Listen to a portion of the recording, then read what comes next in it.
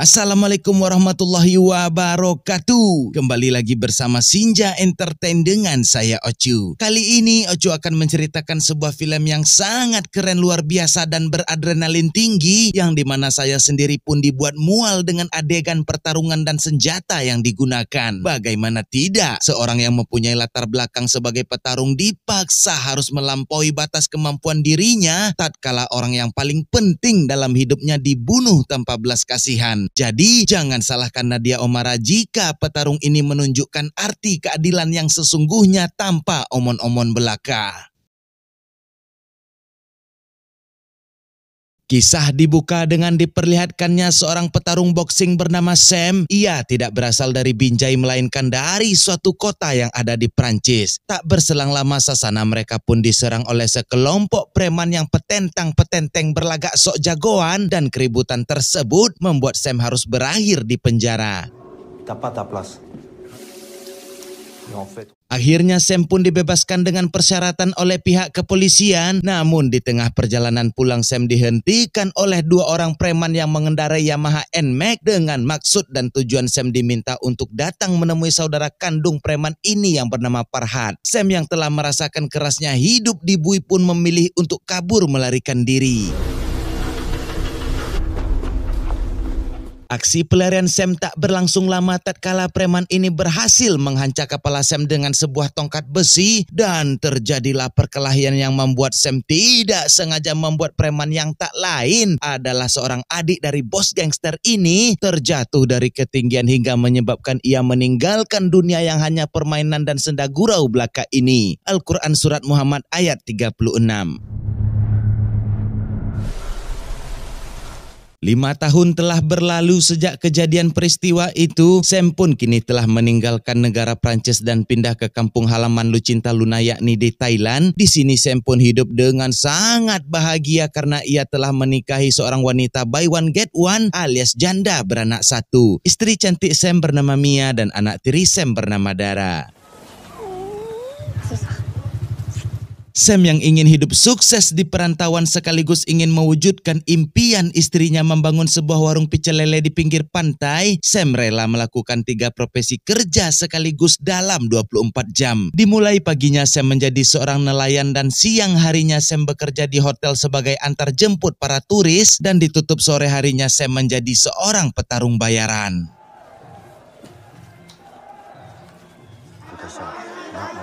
Di sasana ini pun juga dihadiri oleh kakak sepupu Mia bernama Sombat. Meskipun di dalam surat An-Nisa Allah telah melarang perbuatan perjudian, tapi Sombat selalu saja melakukan hal tersebut di setiap pertarungan. Tak berbeda jauh dengan Sam yang sengaja membuka pertahanan agar lawan dengan mudah menjatuhkannya. Hal ini dilakukan karena jika Sam mengalah maka bayaran yang ia terima akan naik jadi 3 kali lipat. Dan hal ini pun tentunya ditentang oleh pelatih Sam yang bernama Hansa.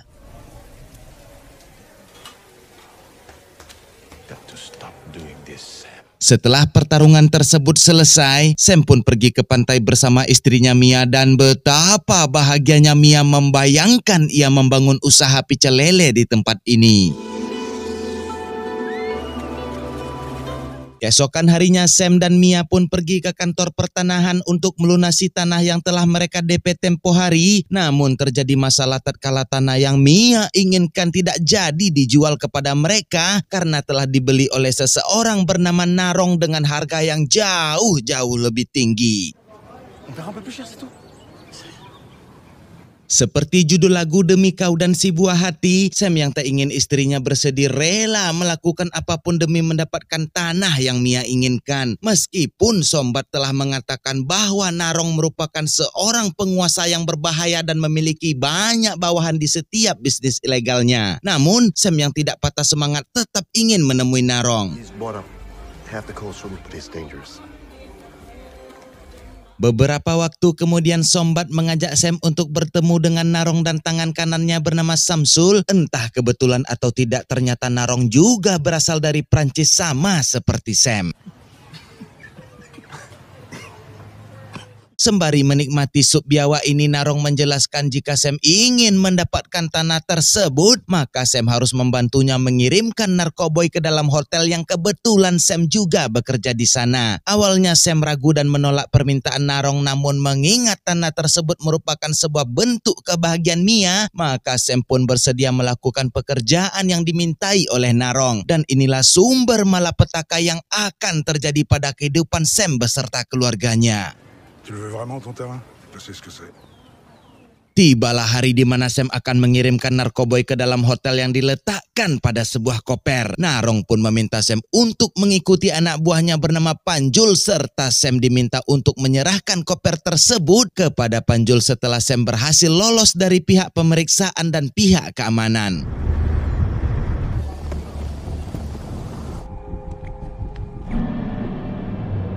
Setelah berhasil lolos dari pihak keamanan, Sam yang akan menyerahkan koper kepada Panjul, tiba-tiba pihak keamanan yang telah mengetahui identitas si Panjul dengan segera melakukan penangkapan. Nasib sial pun harus diterima Sam tatkala seekor anjing pelacak menggonggong tak hentinya mencium aroma barang haram yang dibawa oleh Sam.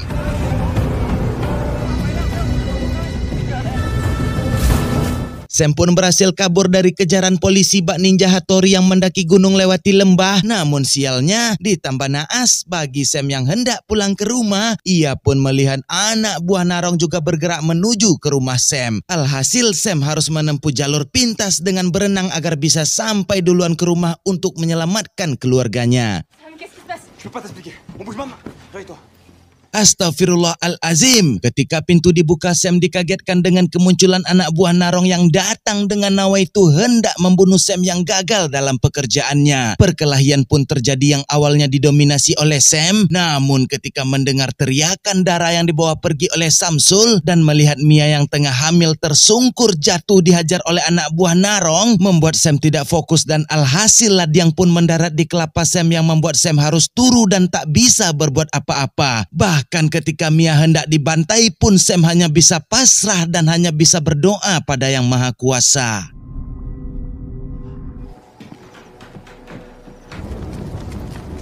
Di sela napas terakhirnya, Sam melihat Panjul telah menyiram pertamak turbo pada rumahnya diiringi dengan munculnya Narong yang menyalakan korek api sembari berkata, "Jangan banyak omon-omon belaka tapi kerja kakak bisa." Dalam beberapa menit saja, rumah Sam telah habis terbakar dan Sam pun jatuh ke dalam air. Beruntungnya Sam diselamatkan oleh seseorang dan membawa pergi Sam dengan perahu. Ternyata yang menyelamatkan Sam adalah Hansa, sang guru sekaligus pelatih bela diri Sam. Hansa tidak membawa Sam ke rumah sakit dengan alasan BPJS, tapi Hansa berhasil menyembuhkan dan membangunkan Sam dari komanya berkat ilmu dukun serta ilmu pengobatan tradisional yang dimiliki oleh Hansa. Di dalam mimpinya Sam pun melihat arwah Mia seolah meminta Sam dapat membalaskan dendam atas kematiannya.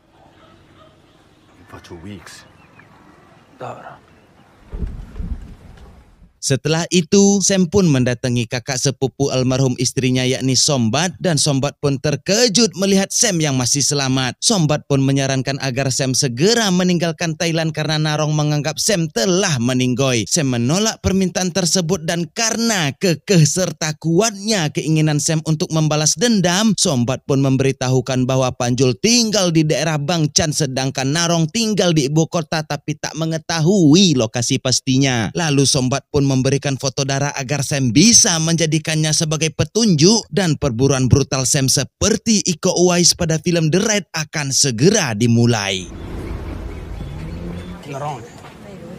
Dengan semangat yang berfire-fire, Sam pun mendatangi pemilik kedai sop biawak tempo hari untuk menanyakan informasi mengenai Narong dan Samsul. Pemilik kedai sop biawak ini sedikit mengetahui informasi tentang mereka karena kebetulan mereka sering makan di tempat ini. Lalu pemilik kedai memberitahukan kemungkinan si Samsul sedang berada di sebuah bar di ibu kota yang bernama Bar Lady Boy. Oh, I hear you say. Where? Lady Boy bar. I don't want trouble. Sesampainya di ibu kota, Sam pun langsung mencari bar Ladyboy dan bertanya kepada seluruh pengguna aplikasi hijau ini tentang keberadaan Samsul. Bukannya memberikan jawaban, parah bencong-bencong ini pun menggerayangi tubuh Sam yang kekar, hitam dan berotot. Namun setelah Sam memberikan sejumlah uang, barulah kaum tulang lunak ini menunjukkan di mana tempat bar Ladyboy itu berada. Sam pun segera tancap gas menggunakan Astrea Grand miliknya dan sesampainya di kediaman Samsul, Sam masuk secara diam-diam dengan nawaitu yang tidak main-main. Sam pun melakukan tindakan brutal dan tidak segan menyembelih setiap musuh yang ia temui.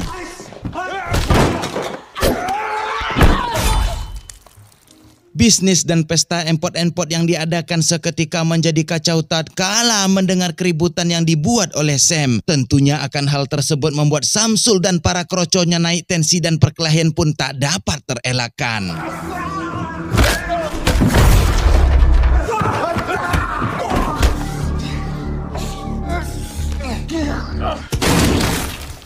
Setelah berhasil mengirimkan Samsul ke liang lahat, lalu Sam pun bertanya kepada wanita pekerja jual beli kue talam ini mengenai darah anaknya sembari memperlihatkan foto Dara. Sam pun mendapati jawaban bahwa Dara mungkin masih hidup dan saat ini mungkin sedang berada di ibu kota, yakni di kota Bangkok.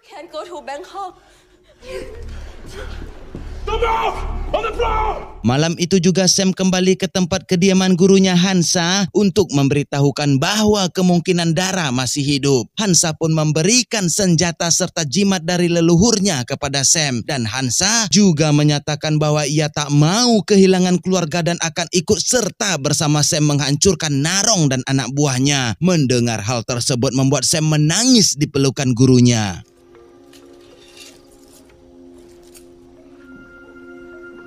Keesokan harinya Sam bersama Hansa berangkat ke ibu kota menggunakan kapal pesiar dan setelah sampai di tempat tujuan Sam meminta Hansa untuk tetap menunggu di luar karena Sam tak ingin gurunya melihat hal yang tidak-tidak di dalam bar milik Narong laknatullah ini.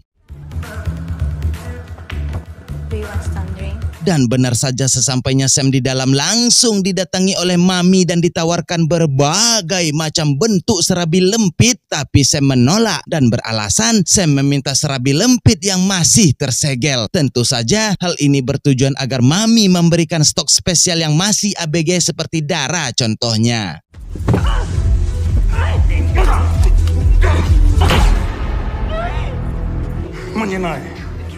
Aksi Sam yang memberikan tekanan mental berhasil membuat Mami memberitahukan di mana keberadaan Narong. Dan singkat cerita, keesokan paginya Sam bersama gurunya Hansa langsung bergerak. Dan disinilah sang guru membuktikan bahwa dirinya bukanlah kakek-kakek konvensional pada umumnya.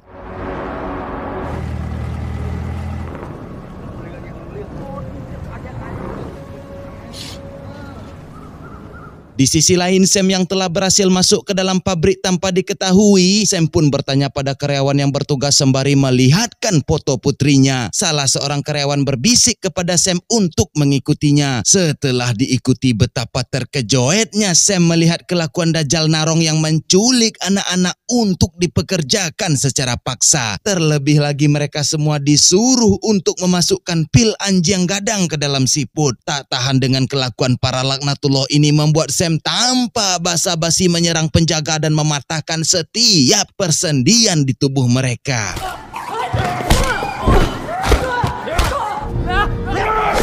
Sam pun menanyakan tentang darah putrinya dan mendapati jawaban bahwa anak-anak yang diculik telah dipindahkan kemarin sore. Dan wanita ini juga menyuruh Sam untuk menanyakan langsung hal tersebut kepada Narong yang sedang berada di lantai atas.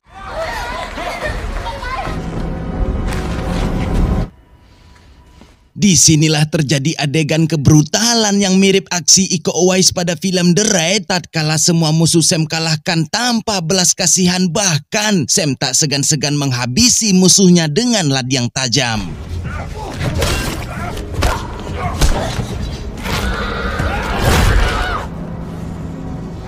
Tak berselang lama sang guru pun muncul setelah mengalahkan para jahanam yang berada di luar. Hansa pun menyuruh Sam untuk mencari Narong dan Hansa akan menahan para pengikut Firaun ini seorang diri. Tapi tiba-tiba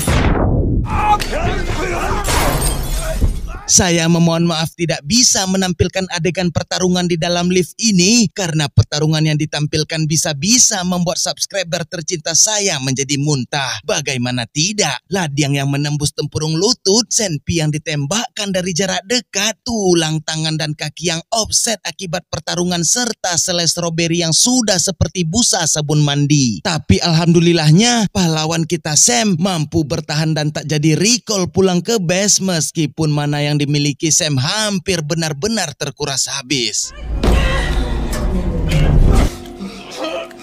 Dajjal laknatullah yang melihat kondisi Sam saat ini tersenyum bahagia dan menunggu Sam di ruangannya dengan sangat santuy. Dengan tertatih Sam pun berhasil menemui Narong dan berusaha menyerangnya. Namun apalah daya seorang Sam yang telah terluka parah, yang telah kehabisan tenaga ini pun hanya mengandalkan nawaitu rasa cinta terhadap sang istri untuk mengalahkan Narong saat ini tak cukup untuk melumpuhkan Narong. Disinilah sebuah fakta terungkap bahwa sebenarnya Narong dimintai oleh Farhad untuk mengincar Sam karena Farhad tidak pernah ikhlas akan kematian adik kandungnya yang telah dibunuh Sam sewaktu di Prancis 5 tahun yang lalu. Dan orang yang menjual serta membocorkan segalanya tentang Sam adalah Sombat yang tak lain adalah sepupu Mia sendiri. Dan beruntungnya ada kabar bahagia bahwa ternyata Dara tidak diculik oleh Narong melainkan Dara saat ini sedang disembunyikan oleh Sombat. Narong pun akhirnya akan mengakhiri hidup Sam dengan tangannya sendiri. Sam yang di sisa napas terakhirnya bertindak di luar Nurul tatkala Sam menyerang Narong dengan tulang tangan kirinya yang telah offset. Coba bayangkan betapa sakit dan perihnya apa yang Sam lakukan saat ini. Namun hal tersebut mampu menembus tenggorokan Narong yang membuat ia meninggalkan dunia yang hanya tempat permainan dan senda gurau belaka ini. Kesedihan Sam pun tak kunjung usai ketika mendapati guru tercintanya tengah menghadapi sakaratul maut yang pedih lagi menyakitkan. Sam tak bisa berkata-kata dan hanya bisa melihat sang guru berpulang pada Yang Maha Kuasa.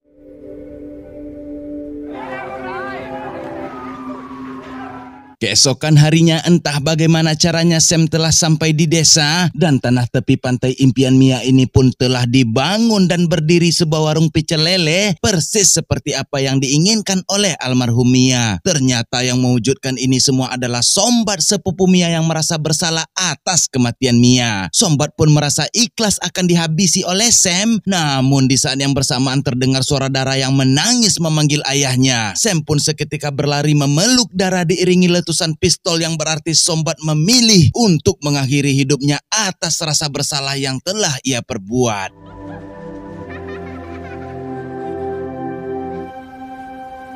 Tamat, pesan dan pelajaran yang dapat kita ambil pada film ini ialah Jodie Picoult pernah berkata bahwa saat Anda memulai perjalanan balas dendam, sama halnya Anda sedang menggali dua kuburan, satu untuk musuhmu dan satu lagi untuk dirimu. Dan ingat bahwa jangan pernah sekalipun Anda mencintai sesuatu yang berlebihan dan menganggap semua yang Anda punya sekarang benar-benar Anda miliki termasuk anak dan istri serta harta benda hanyalah merupakan cobaan bagi kita semua seperti yang difirmankan Allah dalam surat Al-Anfal ayat 28. Saya Ocu yang mewakili Sinja Entertain mengucapkan terima kasih kepada subscriber tercinta yang telah membantu saya dalam mengumpulkan AdSense tentunya. Dan bagi kalian yang kasihan melihat saya ngedit sendiri berhari-hari, silahkan berikan dukungan dengan cara subscribe, like, dan komen yang banyak agar video ini direkomendasikan oleh YouTube sehingga lebih banyak menghasilkan cuan pastinya. Sampai jumpa di kebrutalan selanjutnya.